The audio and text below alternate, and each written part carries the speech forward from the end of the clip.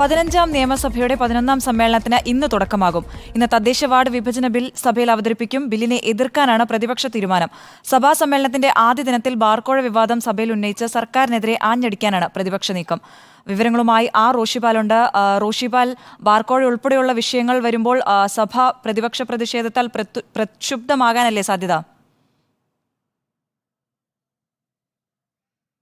അതുല്യ, നിയമസഭയുടെ 11ാം സമ്മേളനം തുടങ്ങുമ്പോൾ സ്വാഭാവികമായും സർക്കാരിനെതിരെ ആഞ്ഞടിക്കാനുള്ള എല്ലാ തയ്യാറെടുപ്പും പ്രതിപക്ഷത്തിൻ്റെ ഭാഗത്തുണ്ടാകും. കാരണം ലോക്സഭാ തെരഞ്ഞെടുപ്പിലെ വലിയ വിജയം, ആ വലിയ വിജയത്തിൻ്റെ ആത്മവിശ്വാസത്തിൽ കൂടിയാണ് പ്രതിപക്ഷം സഭയിലെത്തുന്നത്.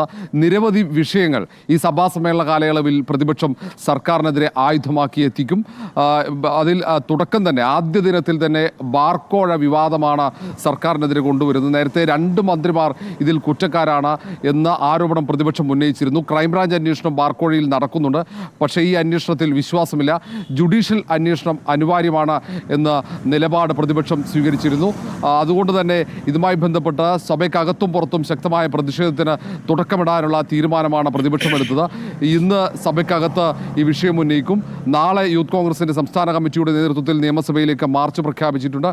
മറ്റന്നാൾ UDF നേതൃത്വത്തിലും നിയമസഭയിലേക്ക് മാർച്ച് നടക്കുന്നുണ്ട്. മുഖ്യമന്ത്രിയിലേക്ക് ആരോപണം എത്തിക്കാനുള്ള നീക്കമാണ് പ്രതിപക്ഷത്തിന്റെ ഭാഗത്ത് ഉണ്ടാവുക. ശരി, വിവരങ്ങൾ നൽകുകയായിരുന്നു റോഷിപാൽ.